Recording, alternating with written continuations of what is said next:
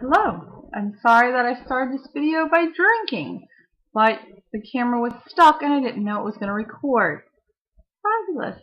Okay, I'm also sorry I'm back on the crappy webcam, but I am. Actually, I shouldn't have said crappy. I should have said crummy, because I'm trying to remove even that word from my vocabulary. I've done pretty good with the other bad words. Bad word. Naughty word.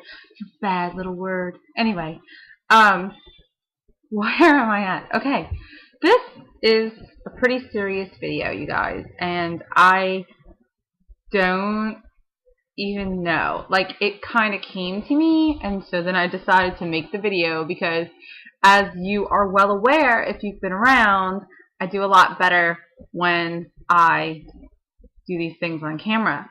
So, this is a very serious video. Okay, so for anybody who's been here, you already know this, but I'm going to go ahead and do it again. And if you haven't been here, then I'm going to go ahead and encourage you to you do not need to watch all of the videos, but to understand where I'm coming from, you should probably watch the very first video, at least 5 minutes of it, and then you should probably watch the food addiction videos that I've done. They're still here and up in the history of this channel. And that is just so you can understand what's about to happen right here. I'm going to start with my weight, and I'm going to start with it for a reason. I believe that the last time I weighed in, my friend and I weighed in on Fridays, and I was 152.8, I think. Y'all know that I do 0.8 when I know I was in the number, but I'm not 100% sure what the number was, the point was, because 0.8 is kind of the highest you can go without going into the next number. So, we're going to go with 152.8. Let's round that to 153. Let's just call it 153, because there we go. That was Friday. Okay. Oh my gosh, this is so ridiculous. So, I started to think, and if you've been watching this video, this channel at all, you know that I have gone through it, right? Like, I have lost the weight and then maintained and gained and lost and maintained. And I never gained all of it back. In fact, in the 150s has been the highest I've been since I've lost the weight. But it's still this figuring out of a relationship with working out and with eating. So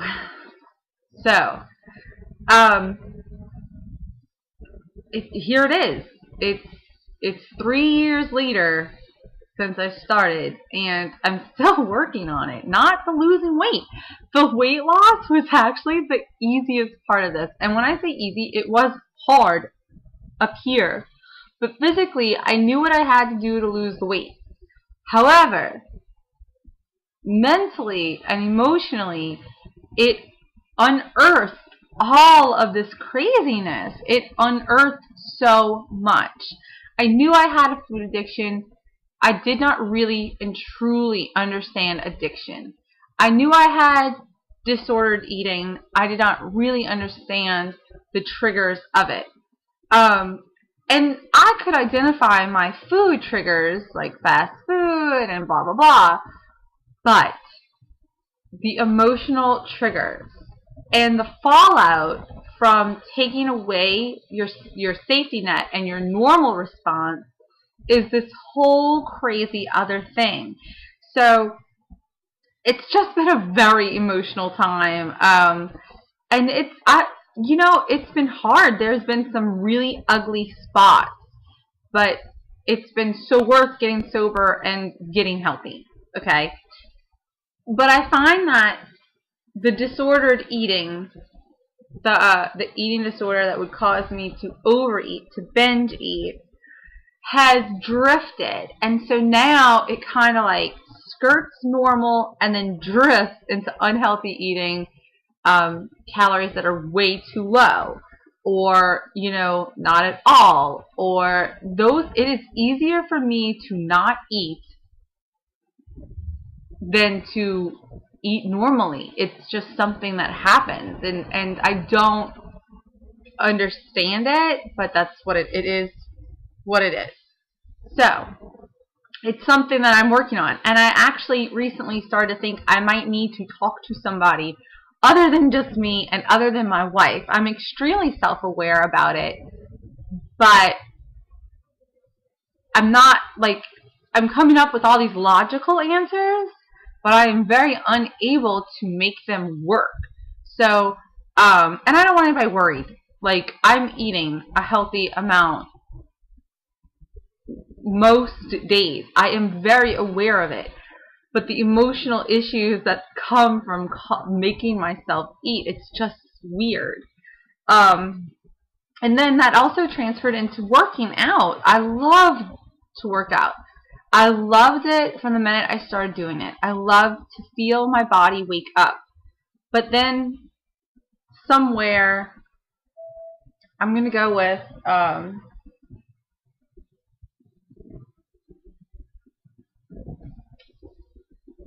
I think it probably started a year and a half ago and then went away and then came back about 8 or 9 months ago. It was like, there's working out, there's pushing yourself to the next level, and then there's like hurting yourself. And I just always wanted to get to the highest level, and I was running myself down and ragged and just really hurting myself and continuing to push. And like when you know you have an injury and you have to take time off, but not doing it because you just can't mentally get your head around taking time off. And that's not to say I don't go hard, I do, but I'm starting to try to balance that, instead of running and running for hours and running for miles and just doing it as like a punishment, which I love to run, but it kind of got morphed into this weird thing. I've been not doing that. I've been sprinting, running casually, and biking, so that's good. And then I've been incorporating like cross-training type deals and like, you know, like fitness type-ish things in. So like today I did a 500 meter run, and then I got back to the house and I did 40 squats and 15 jumping jacks and 30 sit-ups and 20 lunges and 20 cross lunges and 20 push-ups. And then I did that again, and then I did it again, and then I finished with a 500 meter run. Okay. I did 55 leg lifts and 10 donkey kicks. And that's not, it might seem like a lot. It's not. It was a 25-minute workout. I felt good, and I felt like I stopped. Like I could have probably like killed myself to do another rep, but I was like, no. I told myself I was doing 3. I did 3.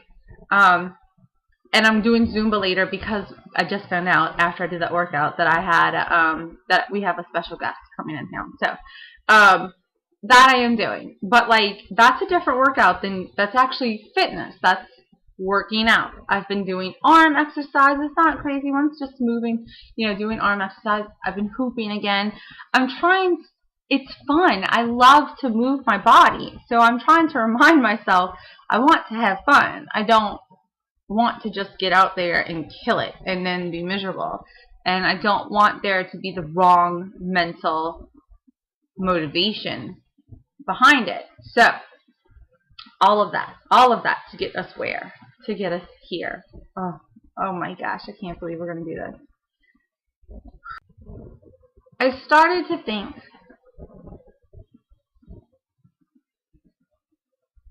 what if I don't know how much I weigh? I can't not know how many calories are in things. I can't not track it. And I don't think that that would be a healthy move for me anyway in the long run. I do think that part of not allowing myself to slip back into food addiction, because food addiction is much, much different than other like narcotics addiction or drinking addiction or like alcohol addiction, because it's very obvious. There's an obvious line for alcoholics. Okay? It's like, hey, if it's alcohol, it's on the other side of the line. No, not one sip, not a drop. If it has alcohol, it's on the other side of the line. But with food, you have to eat to survive, and you can abuse any kind of food. You can overeat and binge eat any kind of food, right? And that behavior, like let's say it's broccoli, like I'm just not paying attention, I'm binging on broccoli. The behavior of grazing and just binge eating, once you let that go, it's just so easy to slip back into binging cookies and to stopping at fast food places and blah, blah, blah. So, I think that for me, part of being sober and part of being responsible and part of being healthy, I will always track my food. At least in the way, like what I do a lot of times nowadays is I pre-track it. I'll decide, like I have a plan for the day. Now, I am nowhere near ready for that plan to get wrecked, because I'm still, years later, a basket case if you throw a wrench in my food plan. However, I am working on it, and I am getting better. So, you know, okay. But I do plan my days, and then I don't feel the need to like have the plan. I know the plan, and I'm okay. But I can't, even if I don't know an exact calorie amount, I've been doing this methodically enough that I can pretty much guesstimate, and I'm good. I'm really good at guesstimating the calorie amount. So there is no way to turn that off in my brain, and there is no way to stop calculating how many miles I would have to run to eat that, or to stop calculating how many minutes I would have to spend on my bike or whatever. So I was thinking the only thing I can really let go of is the scale, because the scale actually has nothing to do with my health and with my recovery and with my sobriety. So normally this whole time, and this was very true in the beginning, I used the scale as a motivator. It was like, if I got on, I always waited on Saturday. If I got on a scale on Wednesday and I had a good number, it was like motivation to be good the rest of the week, because I knew I was going to save that good number and have a good number when I weighed in. If I got on the scale on Wednesday and I had a bad number, it was motivation to bust my butt and to do extra, extra good so that I could get it to a good number by the time Saturday came, right? Okay. But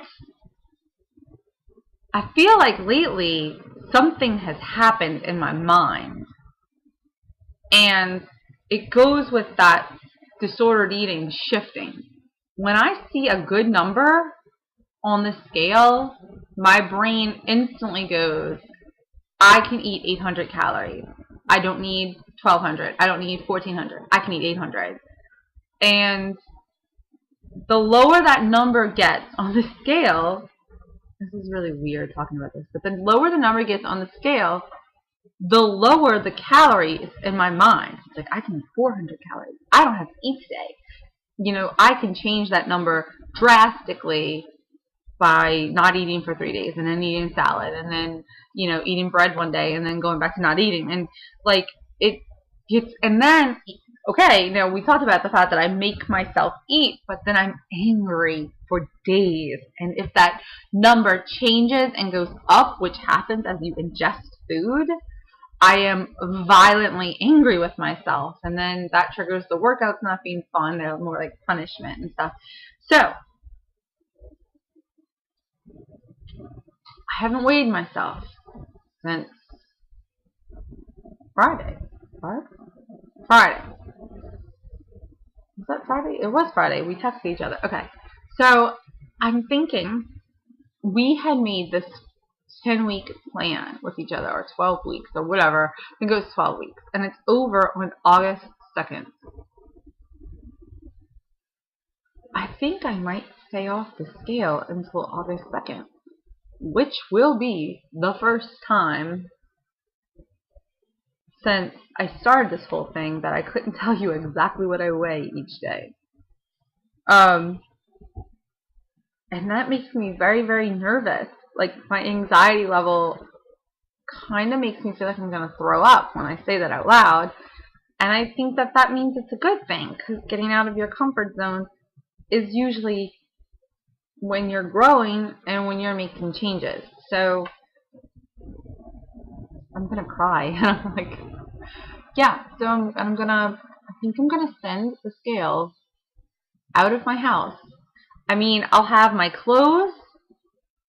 First of all, I know I don't eat to the point where I'm going to grow out of my clothes, but there's this fear. I don't know. I'm going to have my clothes as an indication. I'm going to have my fitness and I'm going to still be counting calories and stuff, so I should be fine, right? I mean, and so what? If I send the scale out the house and I freak out, I can buy a new one. No, I can't buy a new one. I don't have the money to buy a new one, so I can't buy a new one. Okay, I will be blogging about this. I'll probably be videoing it or something. There'll be something. I have a headache now, and my stomach hurts. I'm very stressed out about this, but I did it on video so that I couldn't back out. But I could just not upload this. Oh my god. Okay. Yeah, so I don't know what I weigh, and I'm not going to know until August 2nd for the first time in 3 years, in over 3 years. I think it's going to be a good thing. I think something has to change, and this is the last thing I'm trying, and if this doesn't work, I'm probably going to have to talk to somebody because I'm going a little mental with it all. I don't know. I'm going to shift gears because I can't take it. The link to my blog is below, and of course I'll be blogging this up, and I'll be blogging other stuff. I blog other stuff all the time. Also, the link below for Paisley. If you'll donate to Paisley, we've reached $70. That's awesome and amazing. Thank you, Jesus. And I am claiming, in the name of God, that we're going to get the rest of it because she needs her treatment, and we're going to figure something out. Something big is going to happen, and she's going to get her treatment. And also, if anybody wants to talk about any of this, that would be fabulous. And also, I think that's it for now. I'm highly stressed out. This is very stressful. So ridiculous. Here we go.